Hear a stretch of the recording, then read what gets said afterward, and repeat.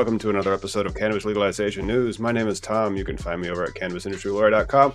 Today, we have big Ohio news, and then it's also the rest of the election. I realize that Ohio kind of like sucked the fame out of Tuesday's night's results, but there were other states.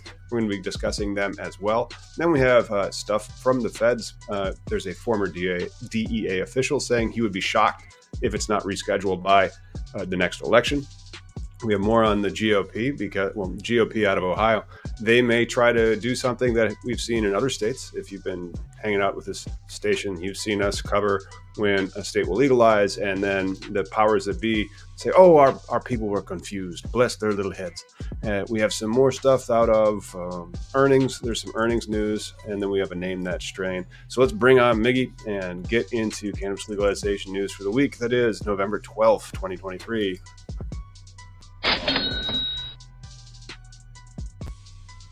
Yo, Miggy, what's happening?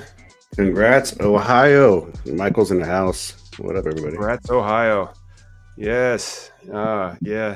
That was pretty freaking dope when that happened, and that was by a wide margin as well. Ohio won pretty big, but one of the things that we let off with last week's show was some flute music, and we didn't do that this time. And so we asked the people that tune in, and if you're tuning in, God bless you, and don't forget to click the like and also subscribe. We had some silly flute music, and so let's put on that silly flute music right now. That people, they either liked it or they hated it.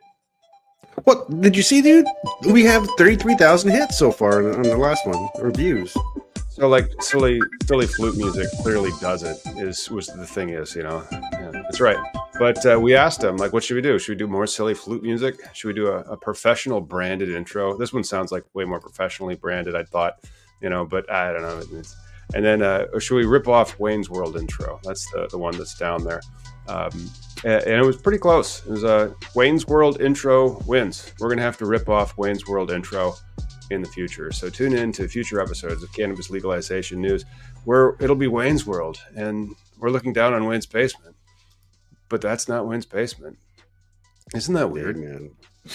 Well, it is. What's funny is the fact that we're going to have a store in Peoria, and for the longest time I always thought it was Peoria where Wayne's World was at. No, that is Aurora. Aurora is a couple hours north than Peoria. But, it's pretty close. Hey, let's get into the main story that everybody saw on Tuesday. I'm going to add it right there. And then I'm going to, before I get into it too much, I have a little bit of trail magic. The THC loophole, the best example of one of the THC loopholes, the beverages. And then what they did in Minnesota is great, but they will never be able to do that in Illinois because they already let the horse out of the barn. Maybe they should do that in Ohio before they let the horses out of the barn, but I don't think they will. As far as regulation goes, how the rules are? They allowed the breweries to do low THC products first. And so now there's too many people in Illinois that have already gotten an infuser license or a grow license, and they've sunk hundreds of thousands, if not millions of dollars into a beverage line. And I'm like, that sucks, because then the economies of scale, if you already owned a brewery, it's a lot easier to make that ancillary product because you already have all the equipment. Right. I think Missouri has the same thing, right? Where it's unique. Minnesota's unique. Yeah. Well, they did have infused beverages at one of their farm state fair type stuff too. I don't know. But why are we celebrating so much if THCA and the beverage loophole is already the law of the land through all 50 states?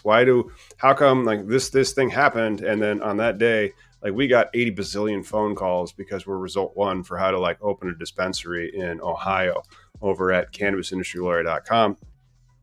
And every time, why do people care? Then if it's already legal, how come this is big news?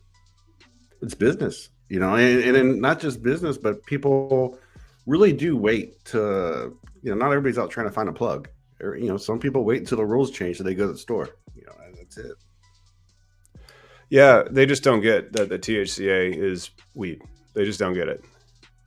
Well, yeah. As far as the rules and the semantics, well, that will change too, right? If the hemp bill changed, There's not going to be a hemp bill this year because Right. the ineptitude in Congress. The hemp bill won't come out until next year, but we'll see how the rescheduling goes as well. If I was an entrepreneur in cannabis and I didn't have a THC license, yeah, I mean, like, but they don't care. Like when you mention it on the podcast or anything like that, or I do posts, I always ask him, how much money did you make in hemp last year? And one guy was like, $925,000. I'm like, uh-huh.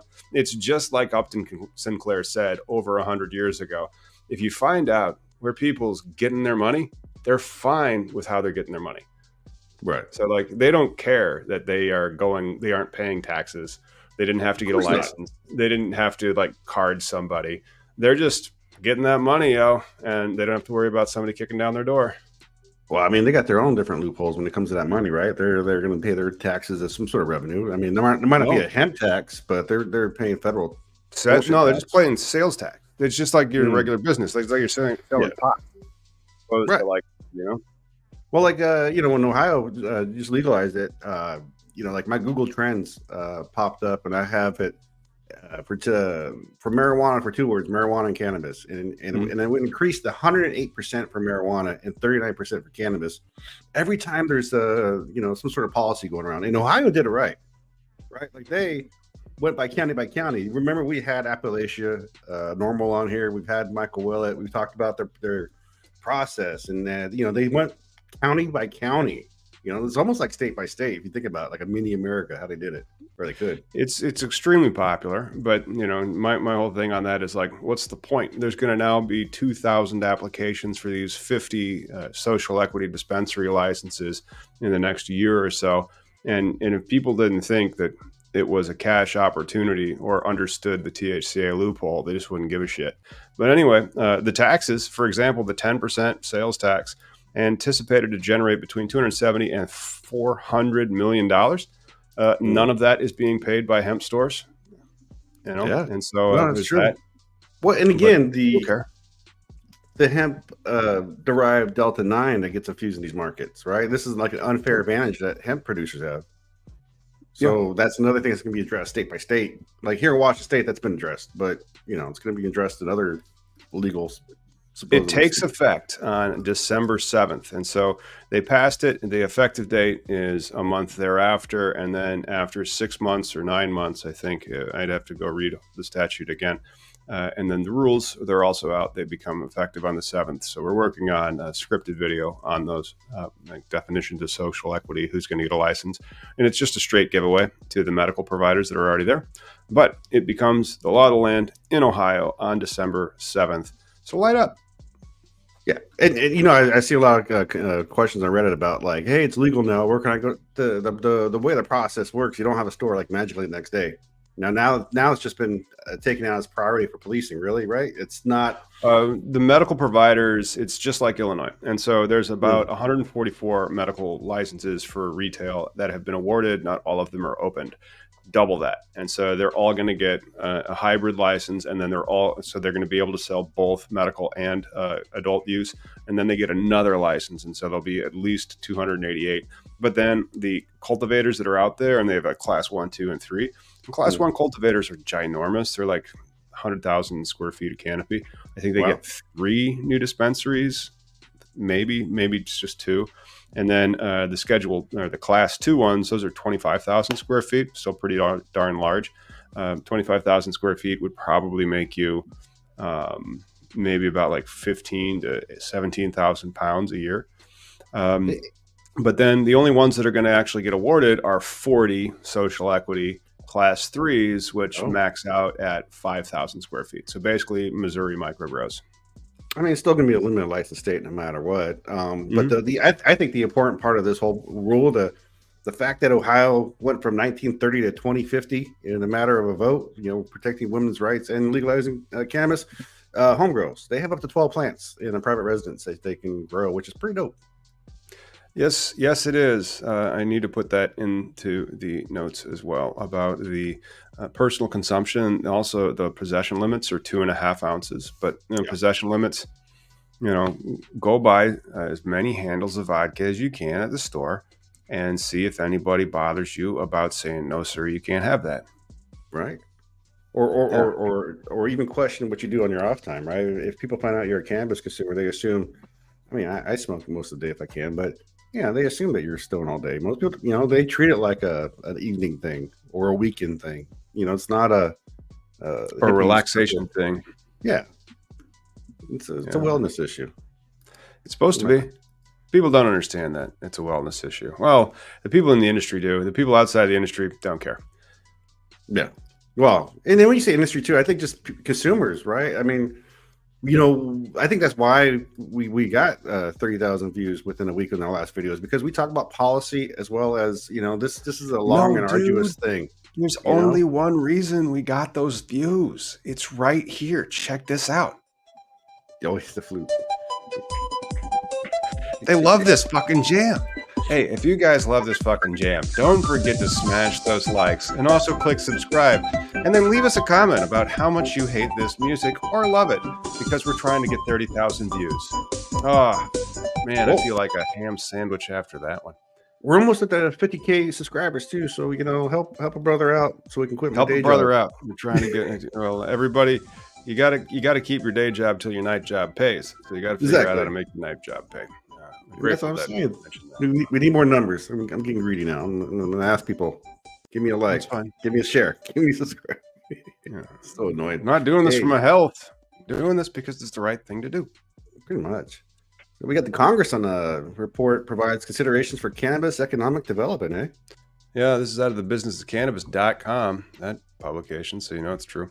The DEA is currently reviewing scheduling after HHS told them to go to Schedule 3. The Recreational Marijuana and Economic Development Report provides several considerations for Congress concerning the economic development, and it suggests that Congress could take action, including descheduling or rescheduling. They can't deschedule it because that would bring us out of compliance with international treaties from 1961, unless they actually amend the Controlled Substances Act. So what they've done so far is they're using the text of the Controlled Substances Act to reschedule the substance, as opposed to using the powers of Congress to pass an amendment to the actual Controlled Substances Act that would take out Schedule or Section 903 that injects the international oversight for that treaty from the 1961. And so we should see how cannabis is defined under that to determine whether or not our farm bill is out of compliance with it.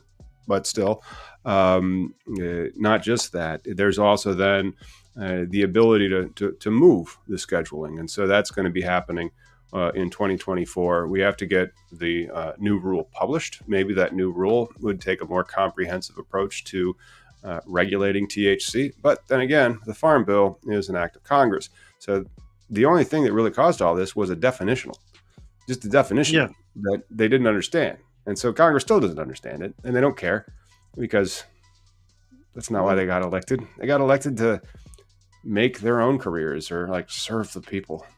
Right. Well, I mean, supposedly, but I just think, I know you say we can't be within, breaking our own treaties or whatever, but I would hope we focus infrastructurally wise with progress on policy and policing and all the shit that comes with actual reform of this plant. And then if the treaty becomes such a violation, let's review it later. Let's discuss this, folks. Let's talk about how the law was based off of not science but just personal opinions and no data behind it. We keep talking about the data or the need for studies, but we're past that point now. Correct. And then we had a couple of little comments. Farm Bill update. Stay tuned till next year when they might have a farm bill. They're going to shut down Congress next week. That's what they're going to do first. Oh, God, yeah. And they're inept. They're completely inept. And then just as inept as Pennsylvania also inept, politicizing the crap out of the cannabis plant. Well, there was good news with Kentucky, though. They kept their Democratic governor with potential to now have legalization on the ballot, because it wouldn't have happened with the last guy.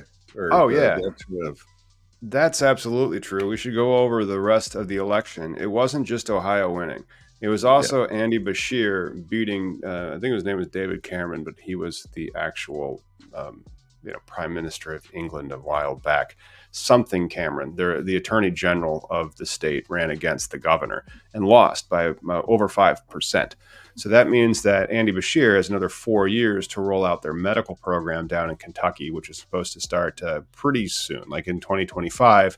And the other problem, and we're going to get to it later, in Ohio with the Republicans in power there and the power that the administration has to kind of derail that system. But that happened in Virginia. And then 2 years later, Virginia is now, both seats got taken back by the Democrats. So if they can get Youngkin out of the way, I don't care that he's a Republican. I care that he is getting in the way of the cannabis industry in Virginia. And again, I realize that THCA is legal. So that, isn't it already legal everywhere? Who cares about cannabis legalization news anymore? It's done, bro.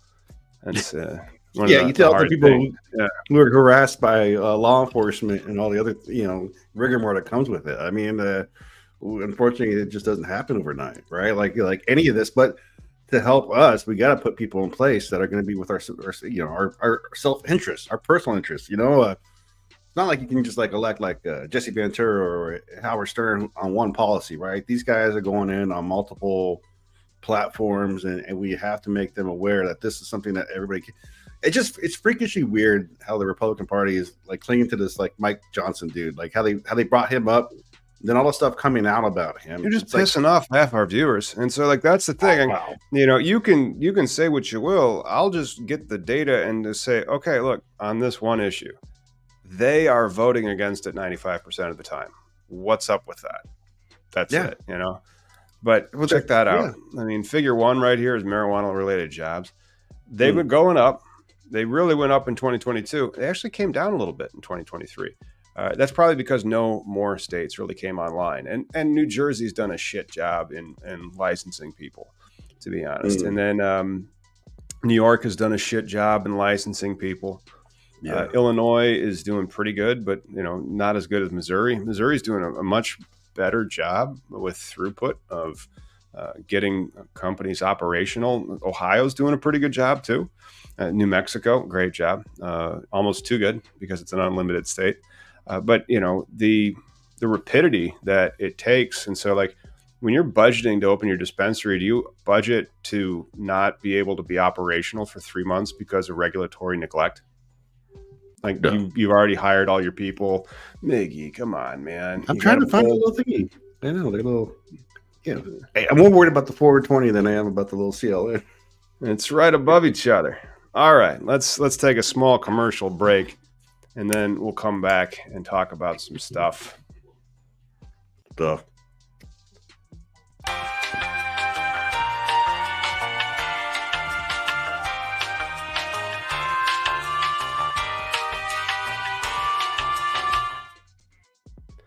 All right. Well, there's that. That should have been turned off. And then I was not able to get the other one. We have to do a better job of understanding our data on how many times we can talk before it'll be 20 past the hour. And that's kind of my fault. I was writing an article, not all that different from this one, about how to open a dispensary in Ohio. And so I was going over all of Ohio's crap and using some chat GPT. Not really impressed, but it does kind of help you summarize a few things, and then you just have to rewrite it.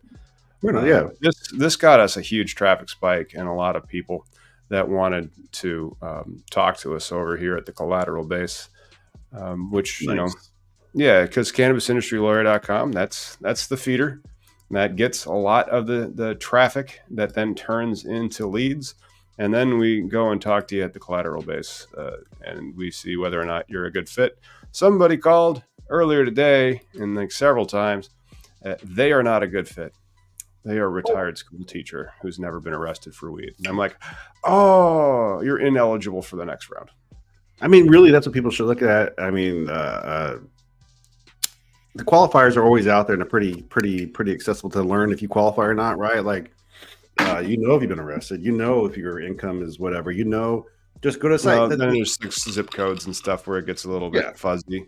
And then also states always self-deal. Like Maryland's just asking for a dormant commerce clause challenge with the way that they're doing their system. And Yeah. everybody's really asking for an equal protection challenge when it comes to social equity to begin with. But, Well, and then we got the interstate lawsuits that are coming about. So we were far away from like just any norms. That's the thing, right? If you're a consumer in a plant, there's a lot of things you already know about, but then I see a lot of questions on Reddit, a lot of people wondering, just even regular consumption, just asking general questions, things that I assume for the most part that like, oh, how do you not know that already? Like a lot of pictures of people posting their weed. Does this look smokable? Yeah. But it's mostly trichomes they see. Like they're scared it's mold. Well, that'll happen. But social equity in Ohio, it will be the arrest. They also have the same unconstitutional provision they had last time. I don't have the Ohio regulations pulled up right now, but Ohio will just start saying like names of people's colors of skin and gender. And I'm like, you did the same thing 5 years ago. It was illegal then. It's illegal now. Why do you even put it in there? And then also the disproportionately impacted areas. So those ones will be coming up too.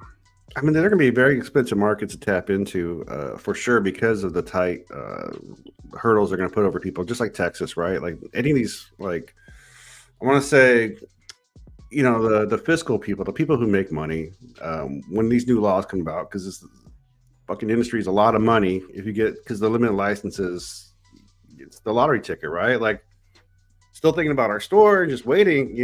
I'm so excited to learn about the business side of things, opposed to how, like I was telling you, buying a quarter pound how I used to, and then break it up.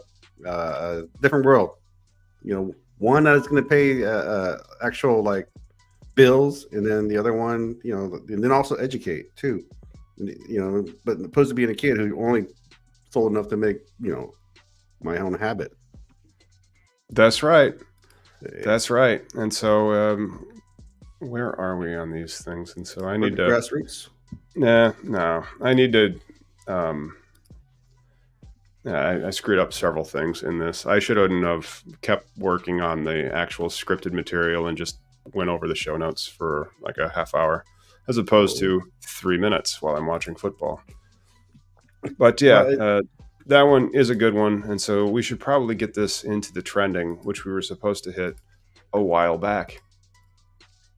You gotta hit the bumper now.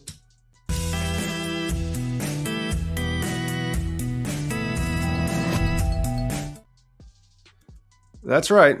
For first time, Americans favor legalizing weed. This is not the one. God damn it. And so I am going to be pissed off at that is... What is okay? It's okay, man. So what story you're looking for? You're looking for the grassroots support legalized marijuana hits record 70%. Right. And so that was an interlink that they had, and so this is the one that's right. And then this is the interlink that they. Okay, you've taken. I just put it up there, making sure that's the one you wanted. We got to hire somebody whose job is to produce the show. If you want to produce the show and are really swish at like StreamYard, great. Get in touch with us. Email Miggy. Just go ahead and email Miggy over at 420 Binary, and we'll go from there. Yeah. Well, and again, we're just two guys. I'm glad this really helps your company, and I think though, like I said, I'm excited to be a part of the business side of things, and then able to like from their funnel content, the revenues that I make, I'm going to try and make content for the testing stuff, the stuff that I do, on my day to day. I want to break it down for the average consumer and be like, this is how lab studies, and this is why they're important. This is what's done. We still, once we get that foundation for the consumer and everybody's on the same page, I think it's good. It'll be good. So yeah, there's a lot of people who support. So this is what it actually was. It was this story came out this week. And then this is an interlink from it from 10 years ago. So 10 years ago, it was only 58% of Americans wanted it legalized.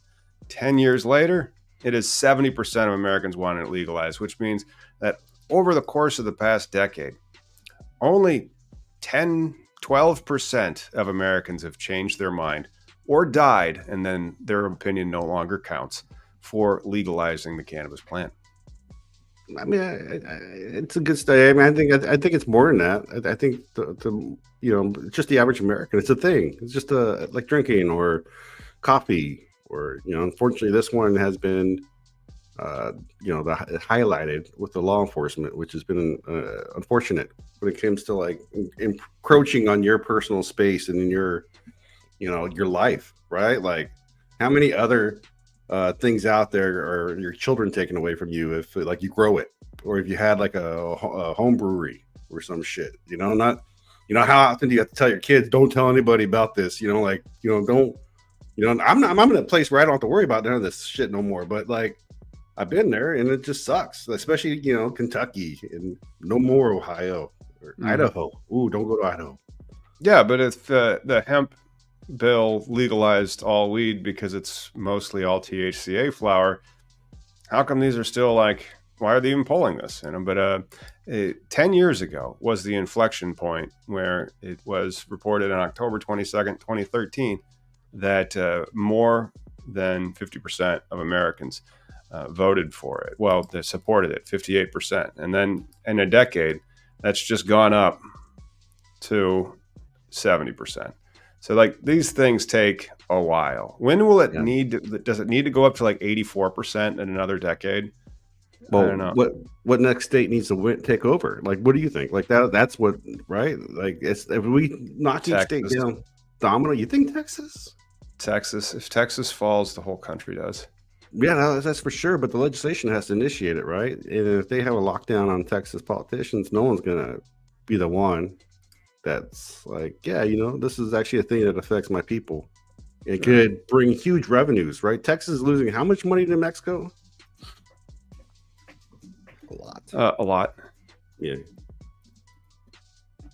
So we got a former DEA. FDA. Shit.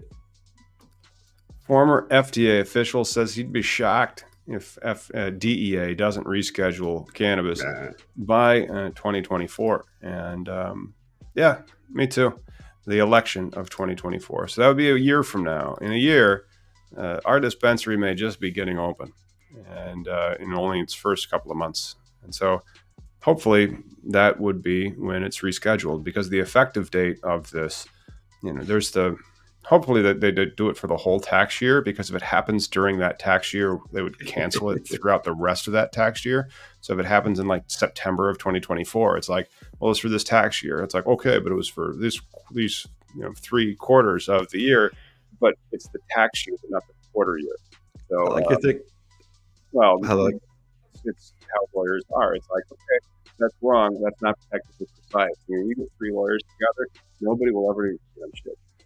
No, I mean, like, I like to think when it comes to like this rescheduling and how you go straight to the business side of things, of how like it's good for the books, right? This would be great for the books. Boom. Mm-hmm. But I think more of like, it would just like Ohio has legalized it, and they're not going to have any infrastructure within the next couple months, once the actual like date of legalization happens, or whatever lawsuits happen in 3.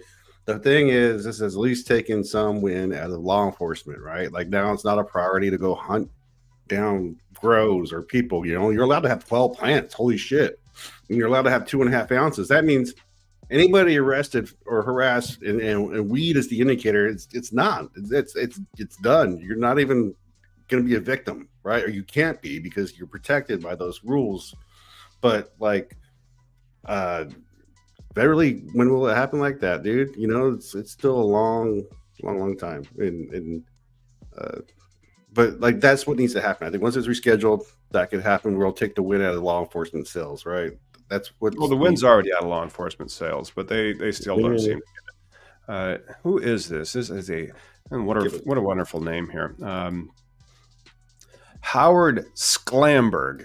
That's a name that you don't hear very often. Former FDA Deputy Commissioner for Global Regulatory Operations and Compliance. Yeah, and so if we wanted the important regulations, we wanted to get done in an election year. You wanted to get done the summer before. So hopefully next summer we see this rescheduling of cannabis under Schedule 3. Then again, so once they publish, and they'll be publishing The proposed rules are published all throughout the year, and then the next one to be published for the Department of Justice is scheduled for December. I don't believe it's going to be this one, but then it might be January, February, and then they publish that rule. They open up public comments, they close those public comments, then they publish it as a final rule, and then it's effective 30 days thereafter. All that, you put it together, July, August, so hey, if you just want a cannabis license, guess who doesn't have to be a C Corp anymore, unless you're doing it for exit strategy.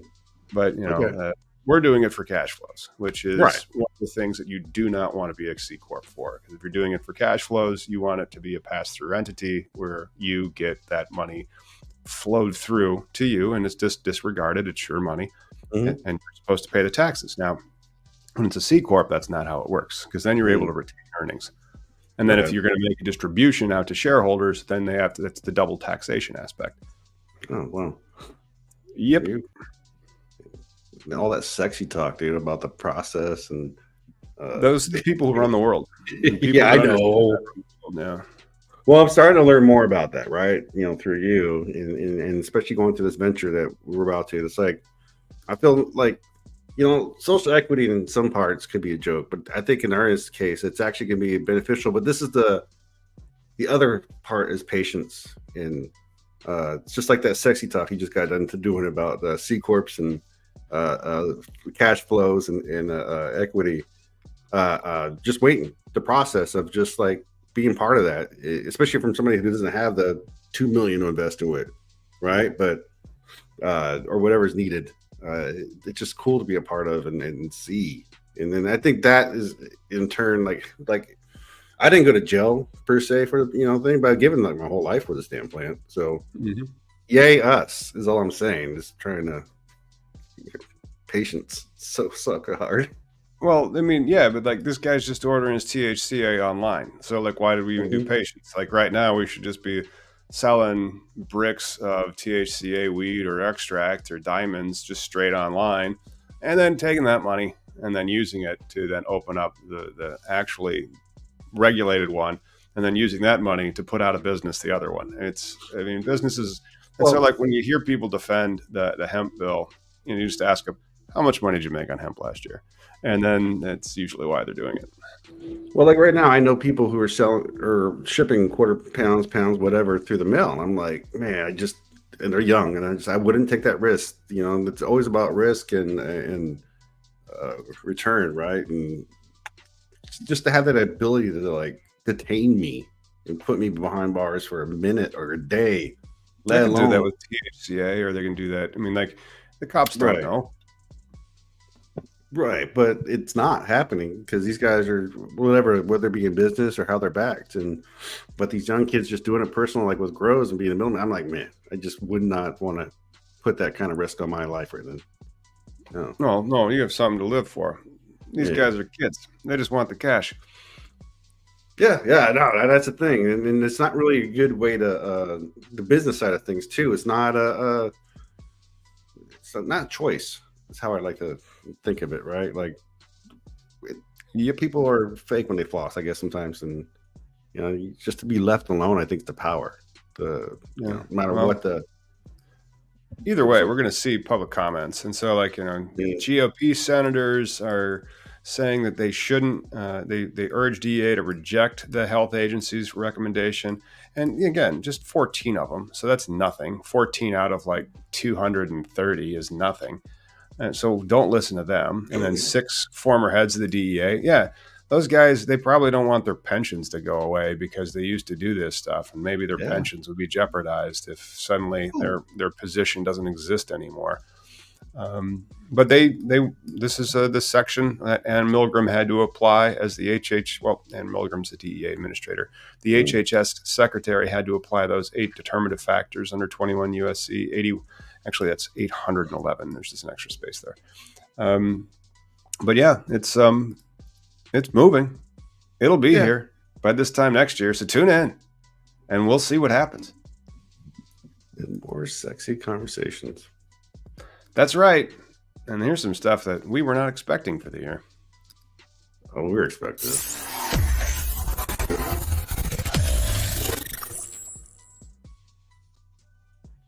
What? Top, Can you yeah. believe that? Top Top. GOP Go Ohio ahead. lawmakers and prohibitionist groups push to overturn voter-approved marijuana legalization initiative or amend key provisions. You know, it's hard talking about Ohio in the beginning without wanting to get into this, right? Like, what WTF, man? You know, It yeah. I mean, only passed 57% to it's 43%. huge. It's That's huge. it. Just by 13%. And so they want to now make it more Ohio centric, I believe is what some of them said. The statute was written by the marijuana industry and should not be treated as a cash grab for their cash crop at the expense of a state trying to emerge from the opioid epidemic. Some of the taxes actually go to fight that, which is annoying that this guy would say that. THC may consider amending the statute to classify the questionable language regarding limits for THC and tax rates. Tax rates are only 10%. That's freaking awesome. That's one of the lowest taxes. And so the prices are going to be lower than they are in my state, probably as comparable to your state eventually. But that's what they want. They want to see, what does he want to do? He wants to invest in county jail construction and funding law enforcement training across Ohio. That should be the top priority to making communities safer. Just police the crime more. What a schmo. And that's the House Speaker, Jason Stevens.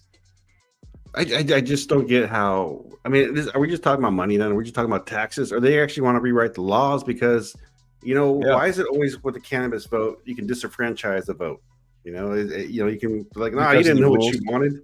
Yeah.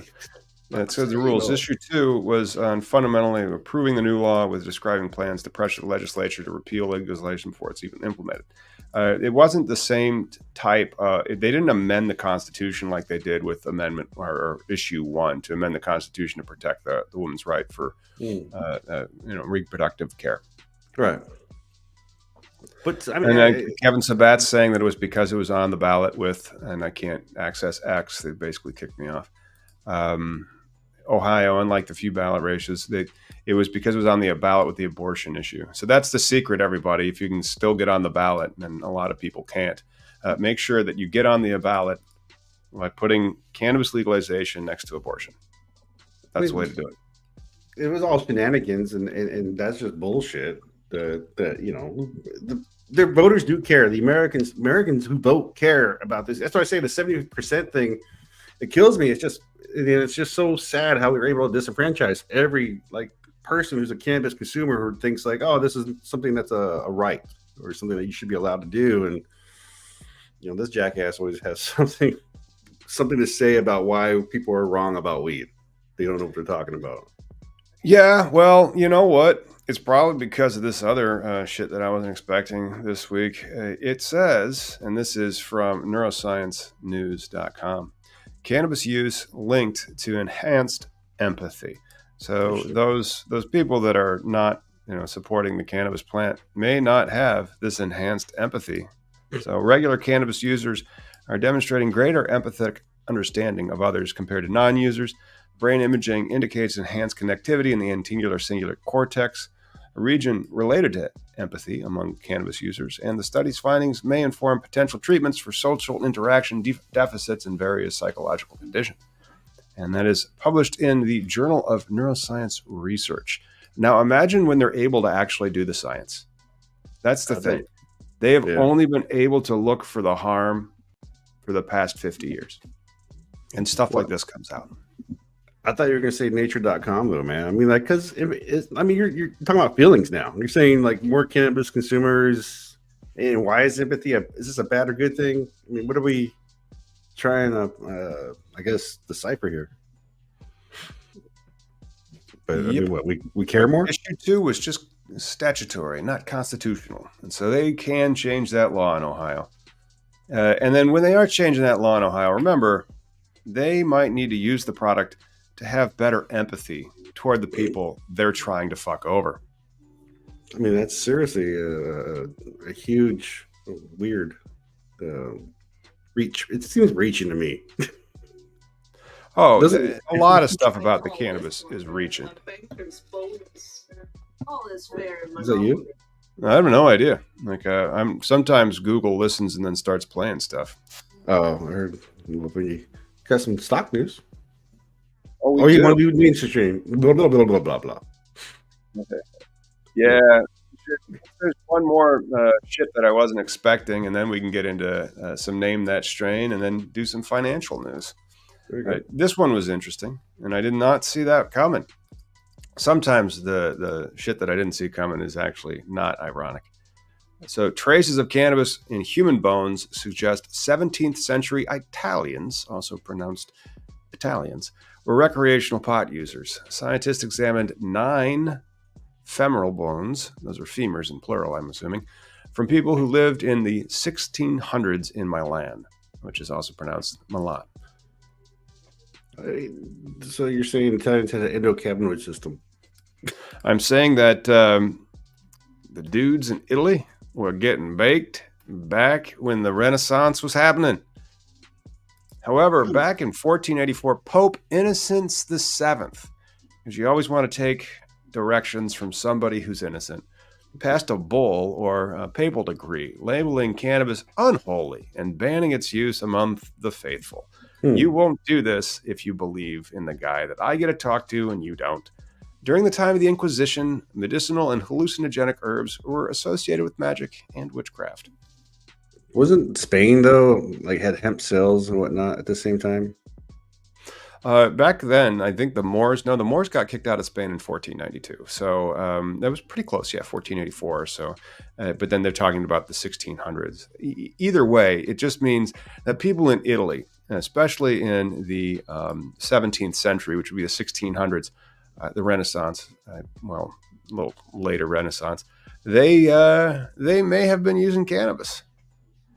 Right. According to the Journal of Archaeological Science. Well, in the endocannabinoid system, it's in the nervous system. It's in your bone structure. It's part of us. Mm-hmm. Right on. And with that, let's look at some weed and guess what it is.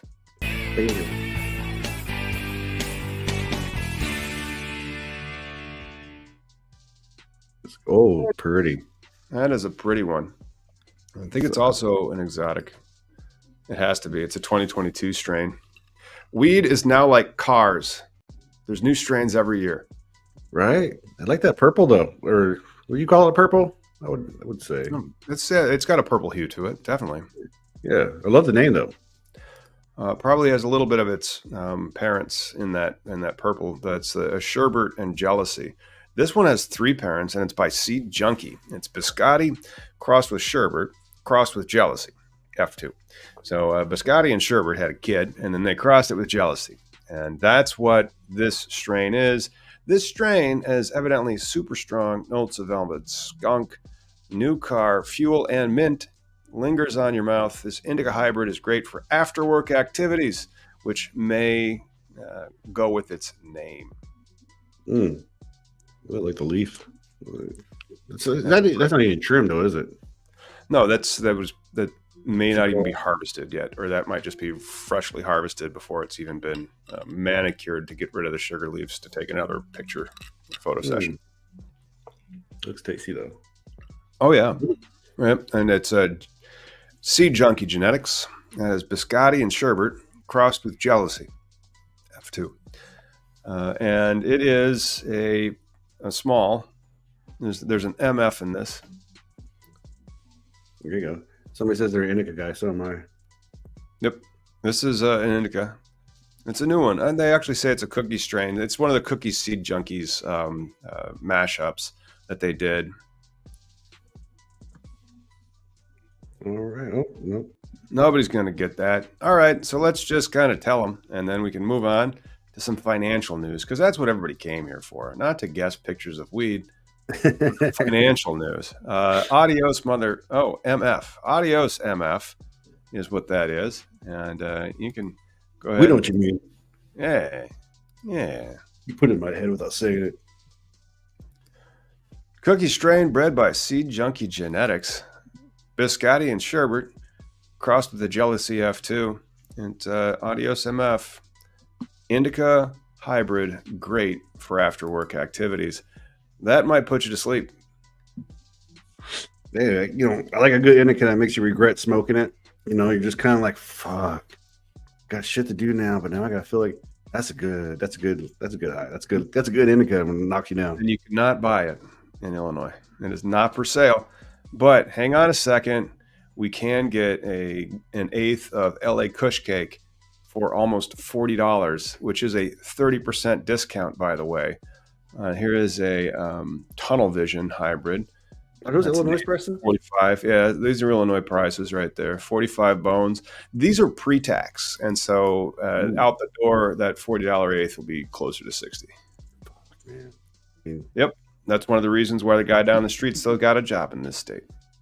yeah, but eventually it'll fade out. I mean, like here in Washington State, the traditional market is it's not as flourishing as all these stores that we have. People are paying their rents. So, but and as long as we have limited states, it's going to be still this messy animal. Like there's no real federal legalization yet. There's no one simple thing yet so far because we got all the different little fiefdoms going on. What, 25 now? 24. 24 fiefdoms, but still Yeah. 23 until December 7th, when Ohio will become legal. So that's something you have to recall, is that there are effective dates. You're not going to be able to go buy it immediately in Ohio. Unfortunately, you might be able to grow it because I think they do allow home grow. I need to confirm that when I review the rules and the law again. But that is great because then you can start growing it and the medical patients can go buy it, and then they have to figure out a way to get those medical licenses turned on for rec. I think they got 6 months to do that. Did you know Ohio doesn't sell eighths? They sell tenths. Yeah, I think they're going to start selling eighths with adult use, but with medical, because of the way their program works, they still will probably use tenths, which is weird. Yeah. Just like, why though? I mean, can't keep it traditional. Can't keep it like you can't say that it's metric, because then why is it in ounces? I mean, I get a quarter pound of cheese. Can't you just get a quarter pound of weed? No, that is beyond your possession limit. 2.5 ounces. Quarter pound would be 4 ounces. Right. I'm saying the law limits 2.5. Him, sir. He is a criminal. Say quarter pound France. Yeah, Royale with cheese. That's right. And we got some stock news that we can now cover, because there was a big week of stock news as it's earnings season.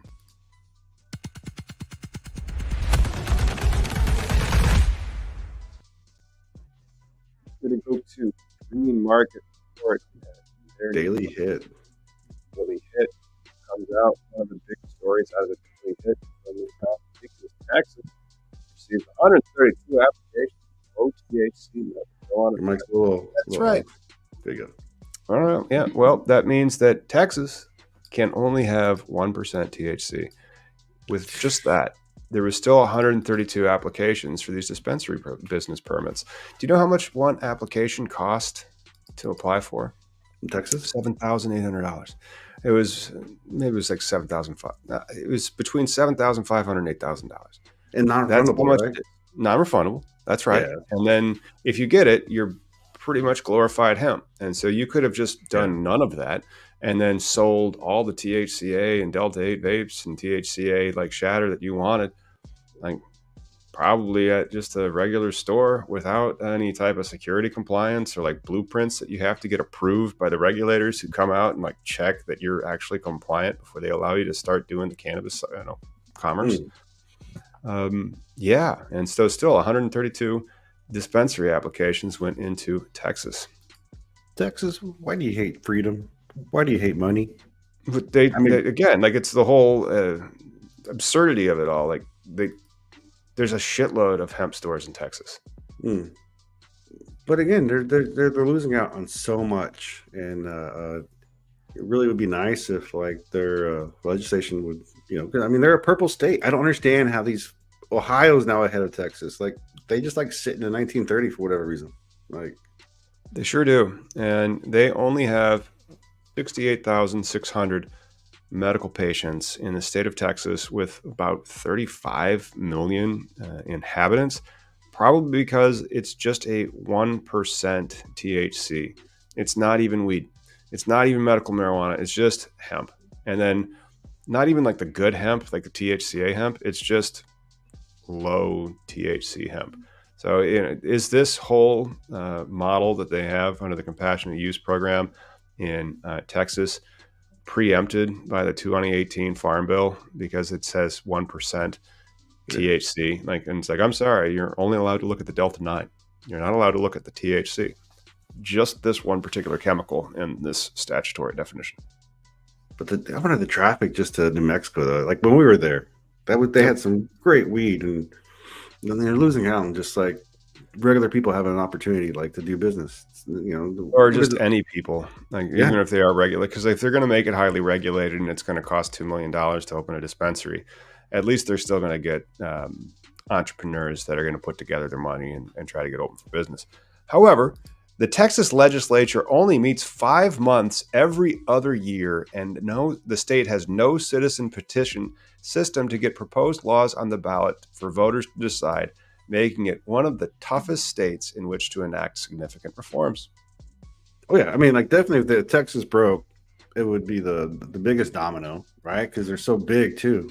5 months every other year, no legislation on the ballot. Like Schedule 3, there's going to be lawsuits. That's how Texas is going to get medical weed. Lawsuits to allow that THC limit to go up.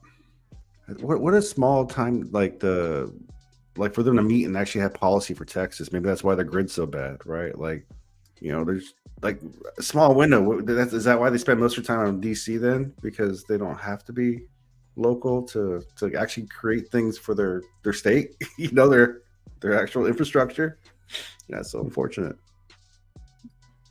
Yep. This guy's like, it's cool if it costs $2 million. There always gonna be some rich white. Actually, you could have just like deleted the word white and said rich dude.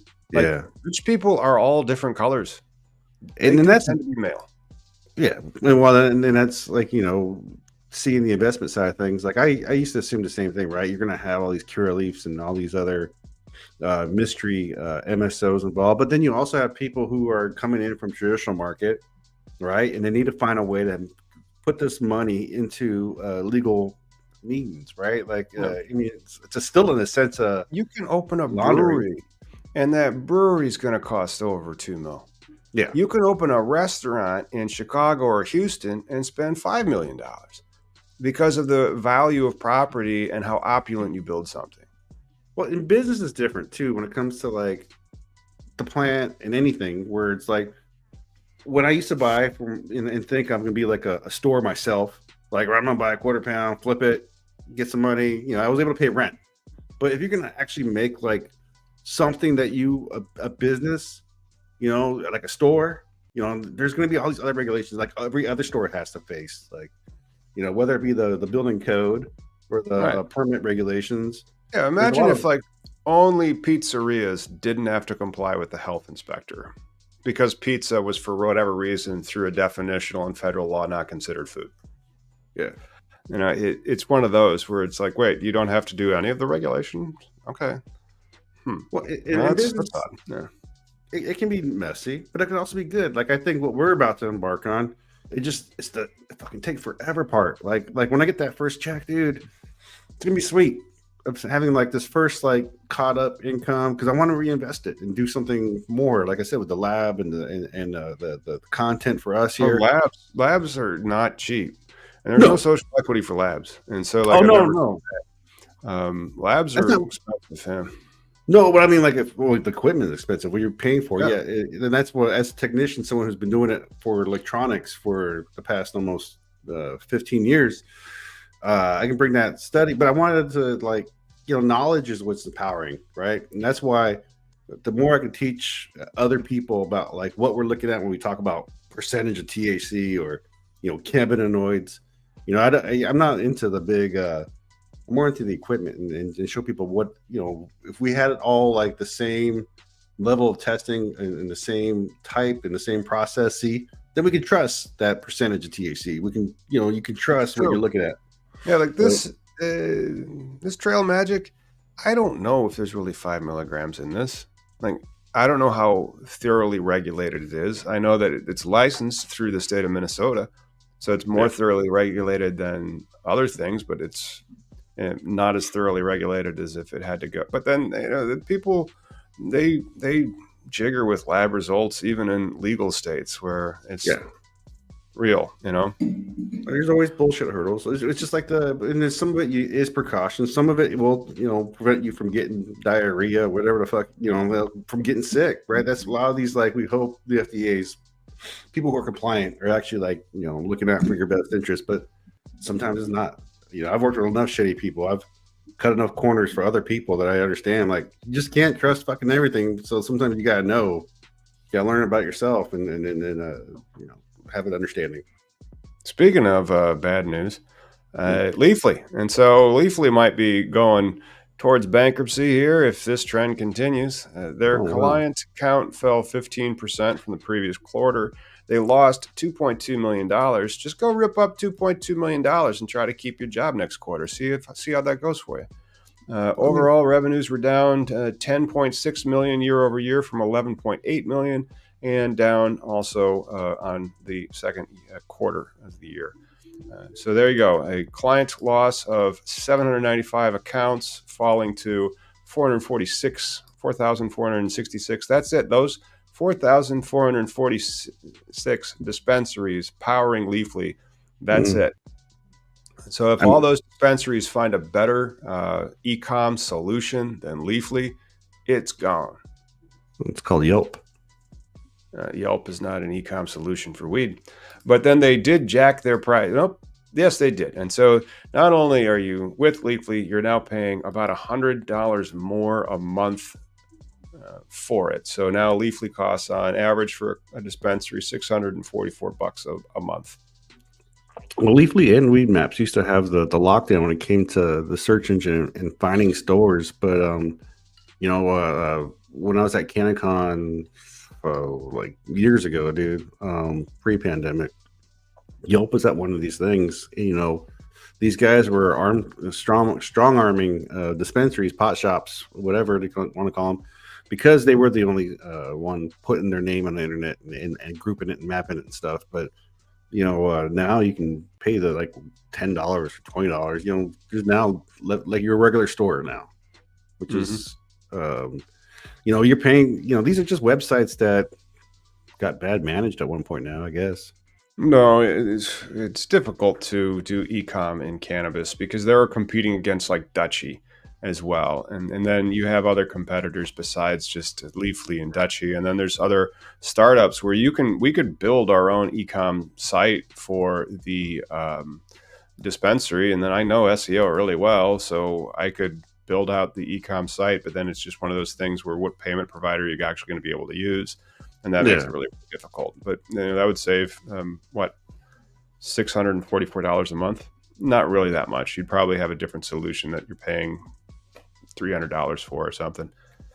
Well, you're paying for those guys to be part of that group search engine, so you can do the marijuana near me search. But now Google will pull most things up for the most part, like liquor stores near me or whatever. Well, if it's and then as it becomes more and more legal, so if it's a Schedule III substance and you actually have a license, maybe Google would be more okay with fulfilling those orders. I mean, just like how Amazon's gotten into pharmacies.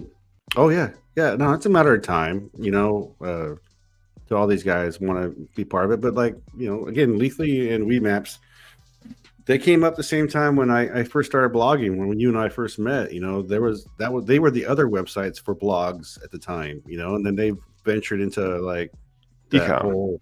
Yeah, and then they're publicly traded now, and so they've gotten into compliance with the NASDAQ listing, doing $10 million a quarter, $40 million a year.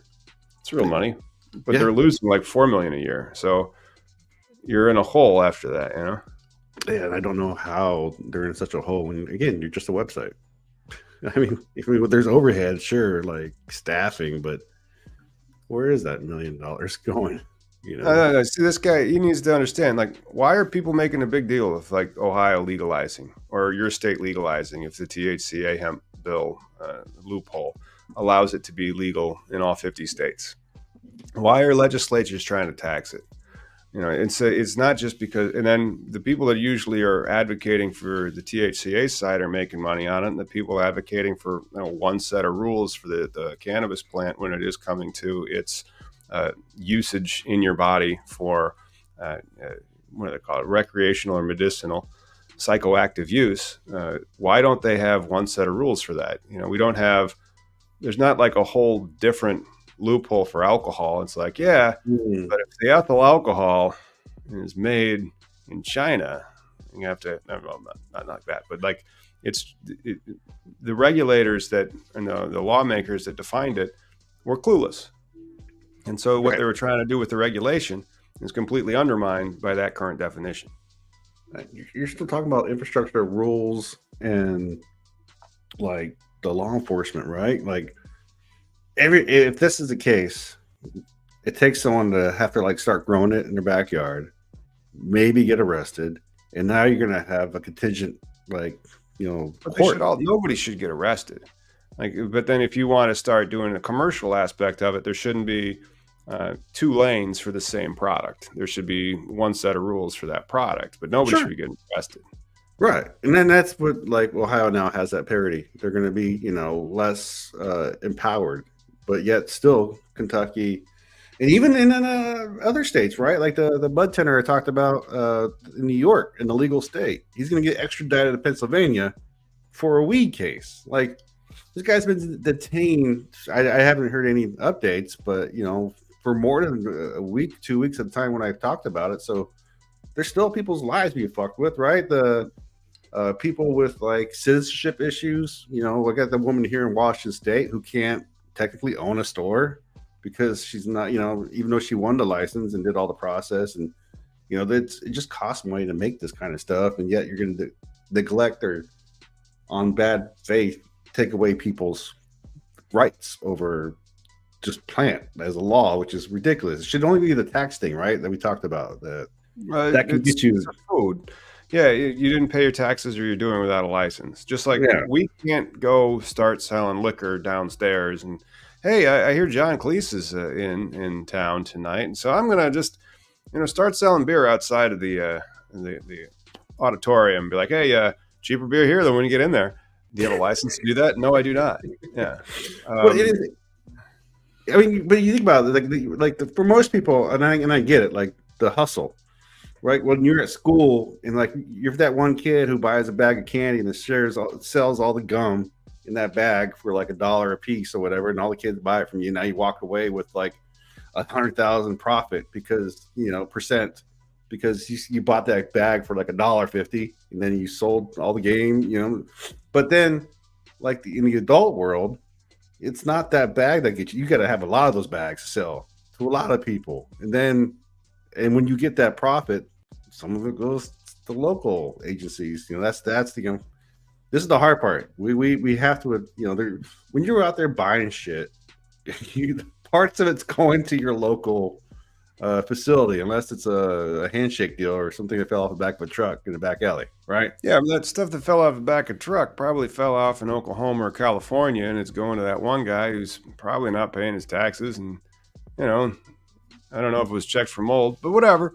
Let's just go ahead and talk about the Green Thumb Industries. They released their third quarter results this past week. They are one of those reverse traded, so they are on the Toronto Stock Exchange, or the CSE.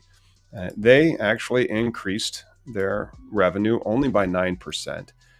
They did make a small profit, I want to say. Cash flow from 61 cash of the quarter, share repurchased, net income. There it is. Net income was 11 million, or 0.5, a nickel a share. So they made a nickel a share, and these guys will not play fair. No. They won't, so you think that it's one of these things where somebody's got a dispensary license, is like, hey, the THCA, and then some people that have those licenses are like, I need all of them. So that's like True Leaf in Florida, or stuff doesn't move very fast in Illinois. You won't get licensed very quickly because these guys have quarterly profits and shareholders are everywhere. And same thing's happening in Maryland. I heard the Maryland governor has like $1.25 million of Green Thumb Industries stock. Oh, that's right. And as a result, these things, these things called money, influence what happens in the industry. Surprise, surprise. I mean, it's eventually going to shape up to the point where the market will even out and things won't be so expensive for the participating people. But right now, it's costly, right? Like I can't quit my day job just because we want a license. We're going through the No. process of like. Again, like even if you want a license, it would still be your day job. You would just have a different day job. You're not on easy street. Exactly. So I mean, it's all fucking rigorous and timely. That's the only thing. Patience is we're still a lot better off than we were though. So. But then even that, this is like one of the only profitable companies that are actually reporting their earnings, and they still don't have it by the balls. They still are doing everything they can to keep their own market share at the regulatory level to prevent other newcomers from coming in. And so like in Ohio, who are they going to give licenses to for cultivation now? Just 40 social equity growers that only get 5,000 square feet of canopy space each. That would be like 2 of their regular licenses that have 100,000 square feet of canopy. So they're just going to allow 2 new licenses. They're going to split them up over 40 people they know don't have any money. And then they're only going to allow them to have a 5,000 square feet of canopy, which might only make 3,000 pounds of weed, which might only be worth $9 million a year. They do that in a month, and so they just create a different class within the industry. There's regulations and bullshit all over the place. Yeah, and it's also, do you want to be part of the grow? Do you want to be the store? Even though I had cannabis in my life, all my life, and I used to sell, there's no way I would think like I could be a grower. I think being part of a store is gonna be cool, and understanding that part of the industry, because that's what this is eventually gonna become. Stores, you grow your own. But then, a lot of people might be like, "Oh, that's great, and they just might not be all that impressed with it." I'm sure I won't be as impressed with the stuff that I grow in 2 years than I'm growing now. Yeah. Well, no, I hope to have more time to do something. I got plenty of seeds now, so I'm in a good spot. But I just think that for just like owning a liquor store or owning a restaurant, I don't have a business degree, but it's going to be definitely, and like we're talking about the MSOs, these guys are actually dumping money and created like hedge funds or whatnot that are trying to, there's people with retarded money out there who think, oh, I'll just throw 100,000 here and there. And those people who were able to create those MSOs, the Curaleafs of GTIs, they take that original fund and they try and, it's like the Amazon when it began. It was black for how many years, and now it's the corporate evil monster that it is. It started out selling books, right? It was fucking crazy, the evolution of that too. But hey, man, it's been a little bit of time, and thanks for hanging out with us. 218. Yeah, that is our show. Hey, come see Miggy and I over at MJ BizCon. That's right. If you use coupon code MITA10, that's MITA 10. You can come see us. And so come on over to MJ BizCon. That is November 28th through December 1st at the Las Vegas Convention Center. That is not it, but here is where we'll be. We'll be by the Elevation Bar and Lounge over there in booth number 6445. So come check us out at booth 6445 at the MJ Biz, which is in 2 weeks. Exciting stuff right after Thanksgiving. So clean your bong. Clean your bong, everybody. We'll see you in Vegas and next week. Yeah, buddy.